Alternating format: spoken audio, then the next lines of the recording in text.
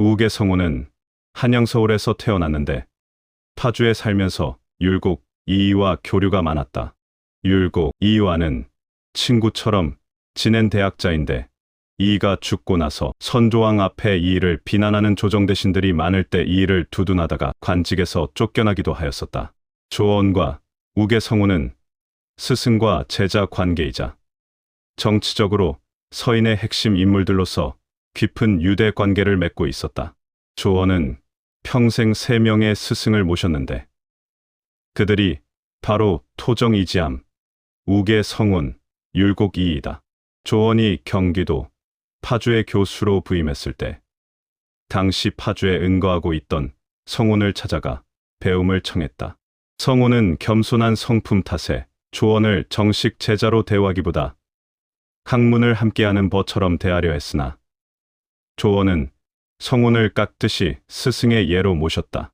성운이 편지를 보낸 노비 신분 심부름꾼이 오자 조원이 그를 매우 반가워하며 친구처럼 대우하고 밥상을 차려주며 스승에 대한 지극정성을 보였다는 일화가 전해진다. 두 사람은 붕당 정치 서인 진영의 중심인물이었다. 1586년 동인 세력이 율곡 이이와 우계 성운을 공격하자 조원은 도끼를 들고 상소지부 상소를 올리며 이들을 목숨 걸고 변호했다. 이때 올린 상소가 나의 스승을 모함하지 말라 하는 강력한 항의가 담겨 있었다. 성운은 비교적 온화하고 관직에 나아가는 것을 꺼리는 학자 스타일이었던 반면 조원은 불의를 보면 참지 못하고 과격할 정도로 직언을 퍼붓는 행동가였다.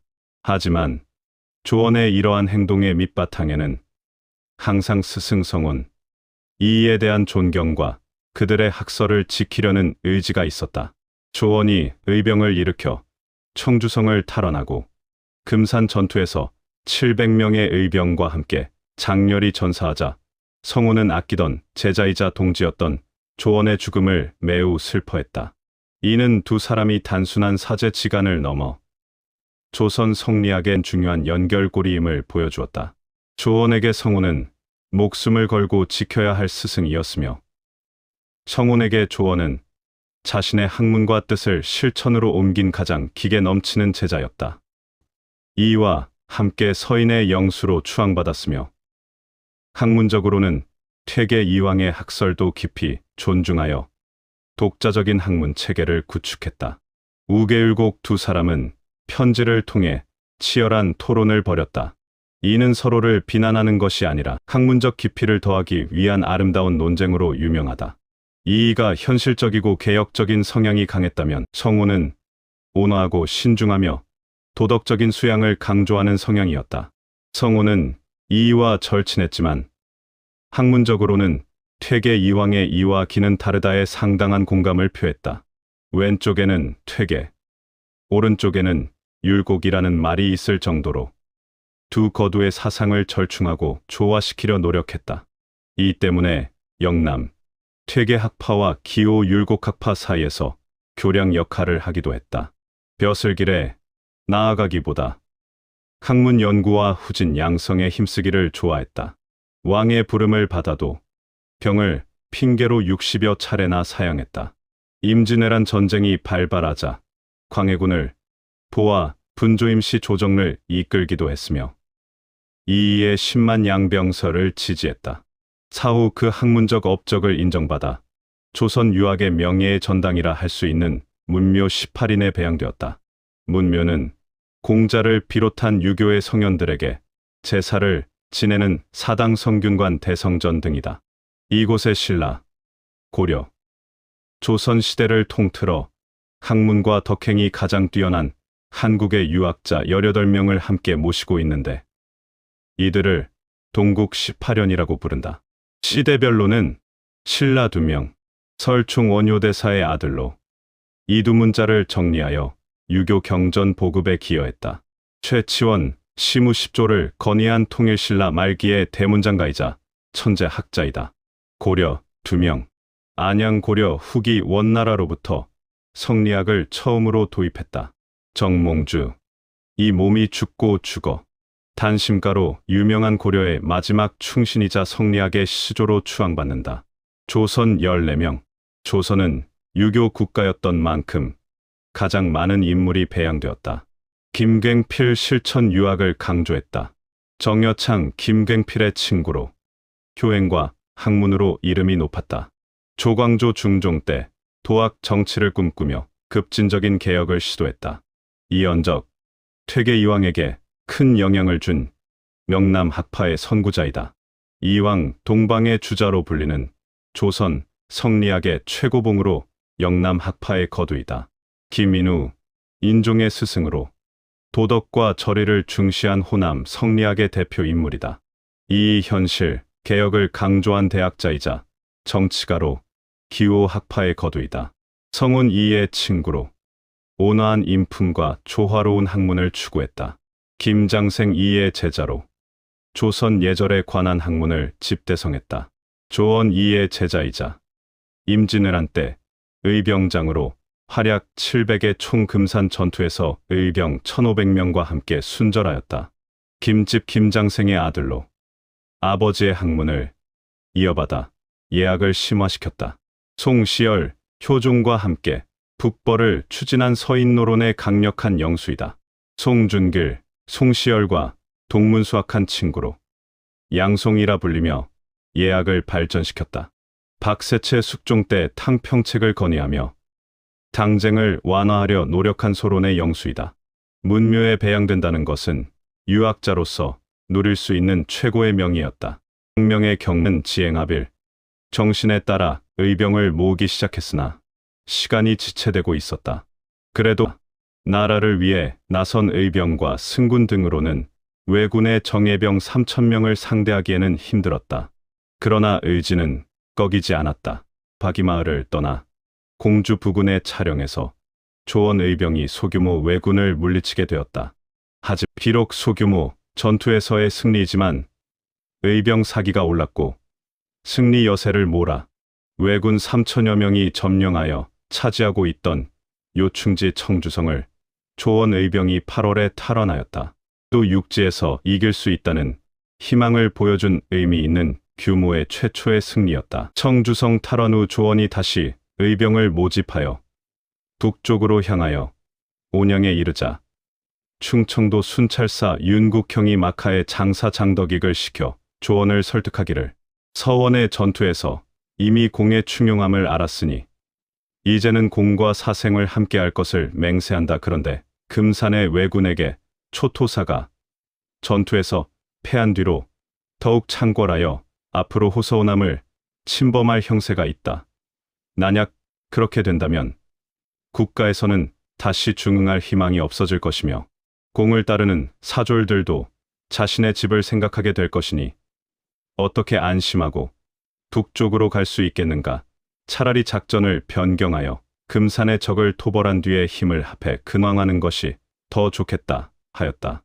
그러나 순찰사의 의도는 단지 그들이 북쪽으로 가는 것을 막는 데 있었을 뿐이었고 또 그의 군대를 저지시킴으로써 사졸심이 점차 분산될 것을 계산한 것이었다. 결과적으로는 의병들만 금산에 가게 한 것은 죽고 살기를 함께한다고 했던 순찰사가 말을 지키지 못한 것이지만 조원은 죽으러 가는 것을 알면서도 충의를 위해 금산의 왜군과 싸우러 간 것이었다. 또한 조원의 장사들도 조원을 설득하기를 순찰사와 조화를 이루어 먼저 금산의 적을 토벌하는 계교가 잘못된 것이 아니다 고했으므로 조원이 공주로 되돌아갔다. 충청도 순찰사 윤국형은 의병이 늘어나는 만큼 관군으로 편입되는 숫자가 준다고 여긴 듯하다. 조원이 처음에 수십 명의 유생과 뜻을 모아 의병을 일으킨 뒤공주와 청주 사이에 가서 장정을 불러 모으니 응하는 자가 날마다 모여들었다. 그러자 충청도 순찰사 윤국형과 수령이 관군에게 불리하다고 여겨 갖가지 방법으로 저지하고 방해하였다. 이에 조원이 순찰사 윤국형을 찾아가 거사에 협력해야 한다는 뜻을 극력 말하자 순찰사가 그대로 따랐다. 청양 현감 임순이 100여 명의 군사로 조원을 돕자 순찰 사윤국형이 청양 현감을 잡아 옥에 가두고 절도가 없다고 죄를 다스렸었는데 너무 어이가 없는 처사이지만 의병이 독자적으로 움직이지 말고 관군에 편입되어 군대가 강화되기를 바라는 좋은 마음으로 그랬던 것이라고 생각하는 수밖에 없겠다. 조원의 휘하에는 단지 700의사만 남게 되었다. 그러나 이들은 당초부터 생사를 같이 하기를 맹세하였기 때문에 처음부터 끝까지 떠나지 않고 마침내 승장 영규의 승군 800명과 함께 1500명이 금산으로 죽음의 행군을 하였다. 병명 의병 6000명이 왜군 1만 명 본진이 있는 금산성 공격을 준비하던 때에 도 곡창 지역의 길목이기도 하면서 전라도 가명이 있는 전주성을 점령하기 위해 1만 명의 대군을 이끌고 웅치 곰티제를 넘어오고 있었다. 전라도 진안과 전주 사이의 고개 웅치 곰티제 파죽지세로 한양을 점령한 왜군은 곡창지대인 호남을 장악하기 위해 대군을 투입했다. 전주성 전라도 가명으로 가는 길목인 웅치를 뚫는 것이 그들의 목표였다.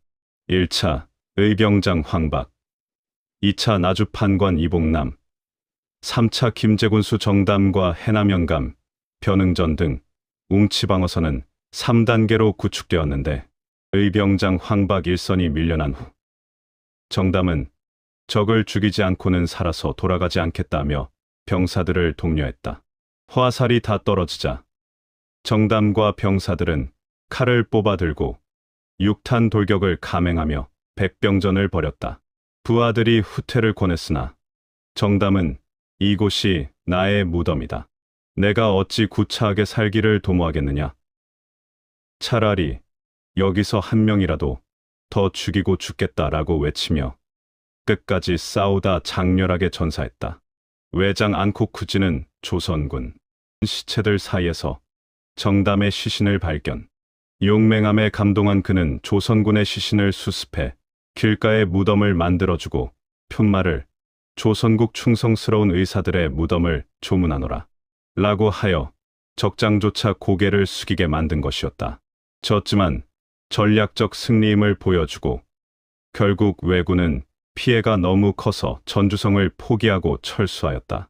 이 웅치 전투로부터 시작하여 전주성이 지켜졌고 이순신 장군이 전라좌 수영이 육지로부터 공격받지 않고 있는 기반이 되었는데 고경명 의병장이 을 공격한 것도 이 웅치 쪽으로 몰린 왜군의 힘을 분산시키기 위한 전략적 연계가 있었다. 웅치 전투에 이어 다음날 이치 전투가 전라도의 또 다른 관문인 대둔산 대티제이치에서 벌어지게 되었다. 지휘관의 냉철한 통솔력이 만든 완벽한 승리로 훗날 행주대첩의 영웅이 되는 권율 장군이 지휘했다. 충남 금산에서 전북 완주로 넘어가는 고개. 이곳이 뚫리면 전주성이 바로 앞이다. 일본 전국시대 최고의 지장 중 한 명인 고바야카와 다카카게가 이끄는 정예군 1만 명을 광주 목사 권율과 동복현감 황진이 이끄는 관군 1500명이 격파했다. 맹장 황진과 지장 권율의 협력으로 이룬 성공적인 전과였다. 권율은 울타리를 겹겹이 세우고 바닥에는 뾰족한 쇠못을 깔아 왜군의 접근을 차단하면서 위에서 아래로 화살과 돌을 퍼부으며 초반 기세를 제압했다. 권율은 병사들이 겁을 먹고 뒤로 물러나려 하자 칼을 뽑아 들고 후퇴하는 병사의 목을 베며 소리쳤다. 적을 두고 도망가는 자는 내 칼에 죽을 것이다. 나를 따르라. 이 섯을 퍼런 독전의 병사들이 다시 죽기 살기로 달려들어 왜군을 밀어냈고 결국 고바야카와는 조선 육군 중에 가장 강하다며 패배를 인정하고 퇴각했다.